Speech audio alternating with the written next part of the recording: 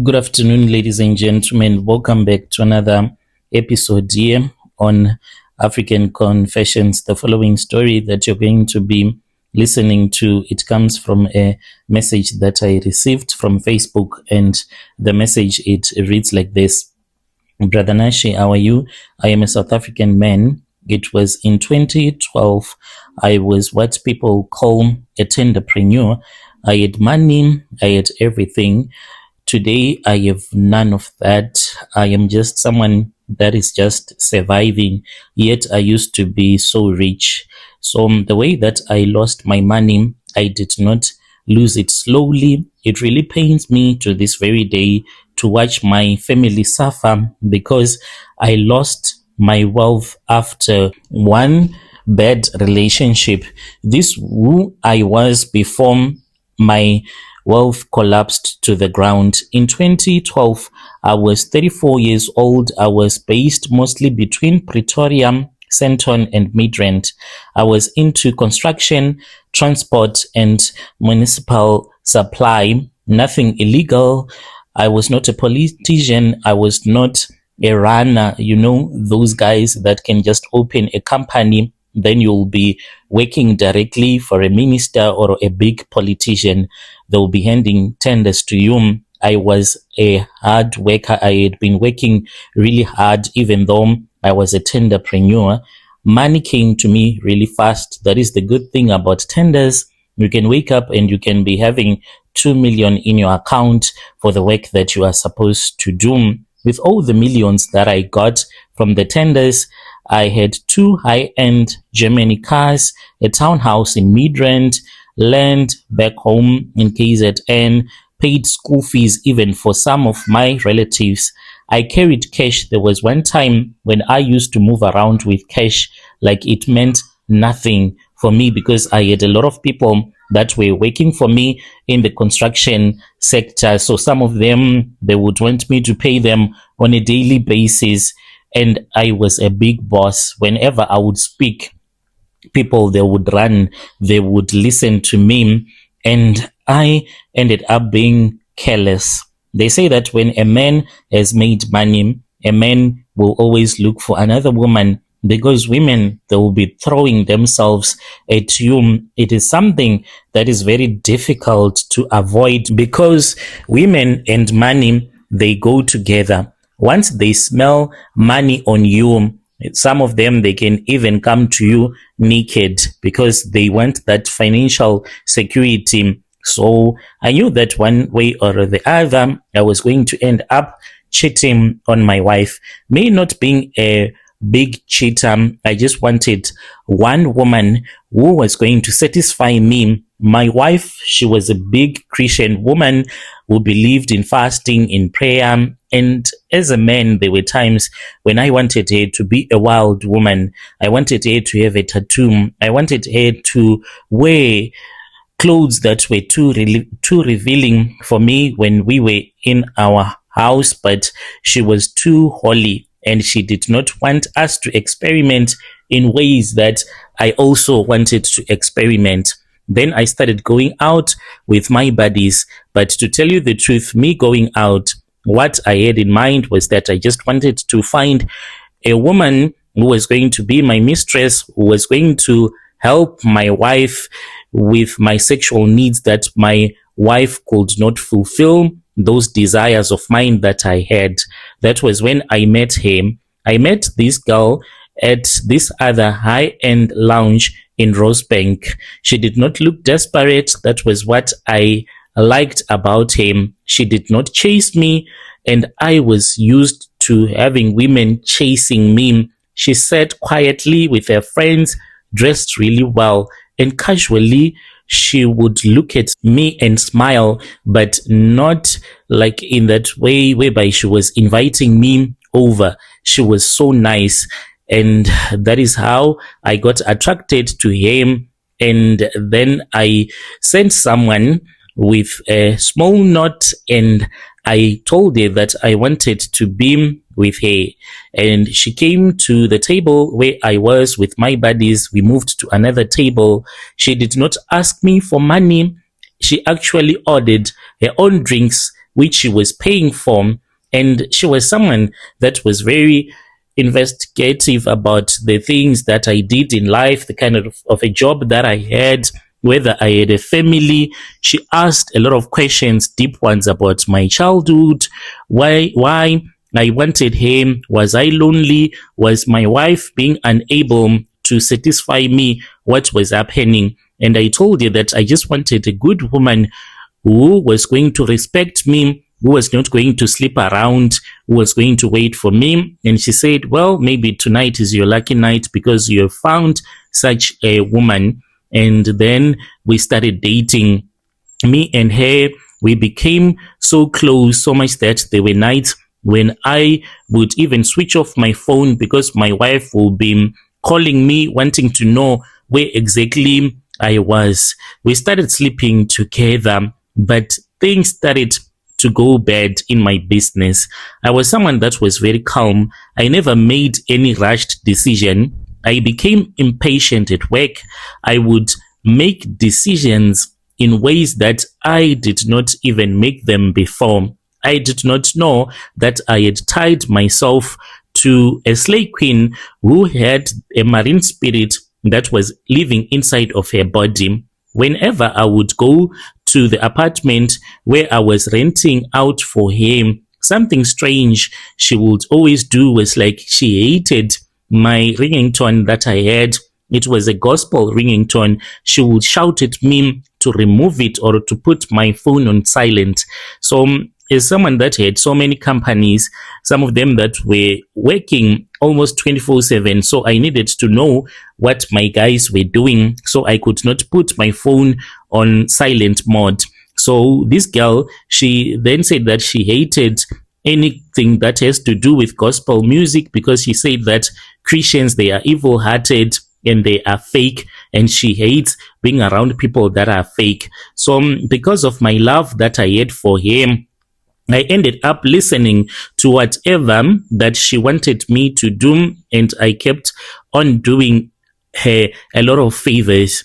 And when she saw that now I was someone that she trusted a lot, that was when she revealed it to me that her grandmother was a Sangoma who was working in town in Durban, and she assisted a lot of people. She brought some seashells and she showed them to me, and she said, in order for me to be able to give you a child, please help me so that I can perform a ritual informing the marine spirits that you are the one that I have chosen and I want to be with you. So since she was like the love of my life, someone that I really loved with all of my heart, we went into town. We went to this other shop where we bought a lot of stuff that had to do with the marine kingdom, and then we returned back home. We had bought some sea fish that we bought at Checkers, and when we returned, she then started to cook some pap and she laid the food on the floor. We had also bought expensive sweets, wine, and she cooked rice as well. She then went to her bedroom. When she returned back, I stood up. She looked so beautiful, but at the same time, I felt so scared. She was wearing a white dress that had a lot of glitters on it, and she had a long tail on that dinner dress that she was wearing that had the tail of a mermaid. It looked so beautiful, but at the same time, it made me to feel so nervous. She also had a beautiful crown on her head, and she was holding a small trident that she was holding as well. And then she came to the living room where I was, and she told me to wear this white garment that she was holding, but she said go to the bedroom and wear it in the bedroom. She did not want me to wear it in that living room because she said that our visitors are already here. They are waiting for the ceremony to start.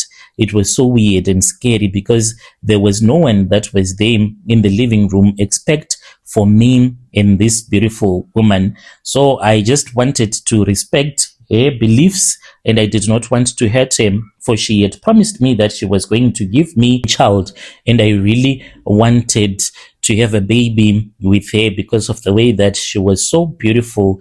Her skin was so smooth, her eyes were so beautiful, and as for her lips, I can't say anything. So I went to the bedroom. When I was in the bedroom, I just felt that there was someone that was with me in the bedroom as well. My brother, I then took that garment and I removed my clothes, and then I took the garment and I wore it underneath. I was not wearing anything. And then I returned back to the living room. When I was in the living room, I also felt that there were people that were with us, and I started to believe that the spiritual world was real, because there was a wind that came blowing through the balcony and entered into the living room. It was so strong, my brother, and then it just disappeared. So we sat down and she instructed me on what I was supposed to do. She took some snuff and then she started pushing the powdered tobacco into her nostrils while she was kneeling down right next to me. And then she looked at me and she smiled, and then she looked to the side as if there was someone that was also kneeling right next to us. And then she started speaking with that person, and she looked at me and she said, "They have accepted you." And I just said, "Thank you," because I did not want to hurt her feelings. Then we sat down and we started eating. She told me to eat as much as I could. The food that she had cooked, it did not have any salt at all. As for the fish, it did not have any salt. We ate almost everything, including the wine, the sweets, and she took all of that food. She put it in a refuse bag and she said, "Accompany me, my love, so that we can go and leave this food to those that we have cooked it for."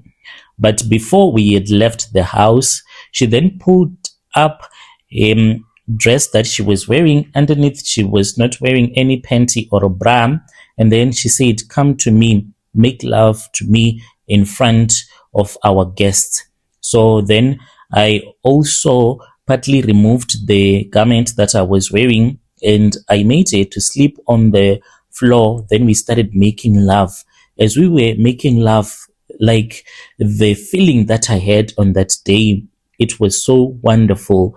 And I have never had sex like I had on that day. We slept with each other for only about 5 seconds. I was done because the passion, it was just too much. She then wiped herself with a white cloth. She threw that white cloth as well into that refuse bag, and she said that it is our covenant. And we went to my car, we drove, and we went to this other river where we knelt down, and she took out the food and she threw the food into the water piece by piece as she was speaking with the spirits that live inside the water. That was the beginning of my downfall. 3 months after this had happened, I was arrested and I was ashamed at the place where my offices were, because I had so much money that at the same place where my offices were, there were even banks that were in that same building. I was embarrassed. I was arrested publicly. It was fraud, corruption, tender, irregularities. I was shocked because this was a mistake. I had never given anyone bribe money. I had entered into this business knowing what I wanted to do, and I saw that there were documents. Later on, these documents, they were found not to be linked to my company. That is what hurt me a lot, because I was blacklisted. To this very day, I'm still trying to have that blacklist on my name as a director to be removed. What people do not know, just for an example, if someone comes to you and they instruct you to open a company and then they do some corruption using that company, do you know that you as a director, the next time when you try to register a company, if you are blacklisted, you won't be able to open up a company? That is the predicament which I find myself in right now. So as for the jail, it was not what really broke me, because I did not stay in prison for long. When the devil wants you, things happen very fast. I stayed in prison for less than 4 months, and then the case just disappeared. I was taken to court, I was released, and no further prosecution. And now I am fighting to get this criminal record removed from my name. It is very difficult. I can't do anything. And later on, when I came out of prison, this woman whom I thought loved me, she did not wait for me. Only 4 months. This woman had already moved on, and I had no access to her anymore, because now when I came out of prison, the house had been repossessed. My wife had returned back to the village where she comes from. The house was no longer ours. The cars, the banks, they came and they took their cars.